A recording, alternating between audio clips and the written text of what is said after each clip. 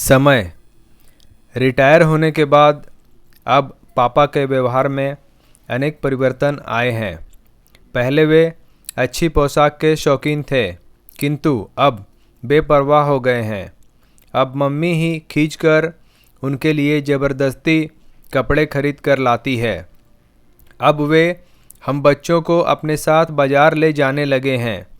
इसका कारण यह है कि अब हम गुब्बारे वाले या आइसक्रीम वाले को देखकर ठुनकने वाले बच्चे नहीं रह गए हैं। अब उन्हें अपने जवान स्वस्थ बच्चों की संगति पर कुछ गर्व होने लगा है। वे स्वयं ही बाज़ार में कॉफ़ी या आइसक्रीम का प्रस्ताव हमारे सामने रखते हैं। वे दूसरे रिटायर लोगों की भांति अपने अनुभवों, पुराने ज़माने की मंदी और आज की महंगाई आदि की चर्चा करके हमें बोर नहीं करते। फिर भी उनके साथ रहकर हम अपने दोस्तों के मिलने पर भी कोई उच्छृंखलता नहीं कर सकते। संध्या समय हम लोगों में से किसी न किसी को अपने साथ ले जाने का सबसे मुख्य प्रयोजन यह है कि सूर्यास्त के पश्चात सड़क पर प्रकाश कम होने पर वे ठोकर खा जाते हैं और प्रकाश अधिक होने पर चकाचौंध से परेशानी अनुभव करते हैं। पिछले जाड़ों की बात है कि एक दिन शाम को मैं जापान का एक अत्यंत रोचक यात्रा वर्णन पढ़ रहा था। उसे समाप्त किए बिना पत्रिका छोड़ने को मन ना करता था। तभी पापा ने अपने कमरे से हम बच्चों के लिए पुकार लगाई, कोई है? हजरतगंज की सवारी। हमारी तरफ से कोई प्रतिक्रिया ना मिलने पर उन्होंने फिर पुकारा, कोई चलने वाला? पापा के इस पुकार की प्रक्रिया में ऊपर पुष्पा दीदी के कमरे से सुनाई दिया, मंटू जाओ न, पापा के साथ घूम आओ।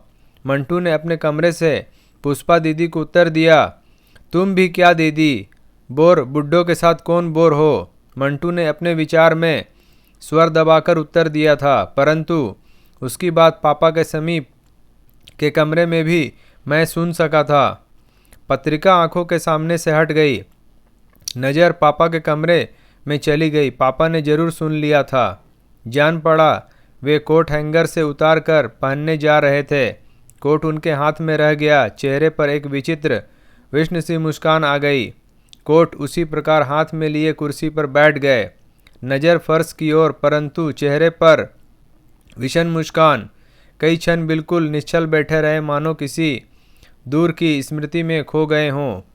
पापा सहसा मानो दृढ़ निश्चय से कुर्सी से उठ खड़े हुए, कोट पहन लिया और मम्मी को संबोधन कर पुकारा, सुनो, कई बार पहाड़ से छड़ियाँ लाए हैं, तो कोई एक तो दो।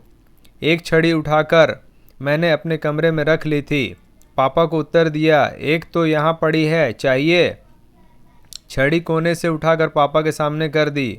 हाँ, यह तो बहुत अच्छी बात है, पापा ने चढ़ेगी मूठ पर हाथ फेरकर कहा और छड़ी टेकते हुए किसी की ओर देखे बिना घूमने के लिए चले गए।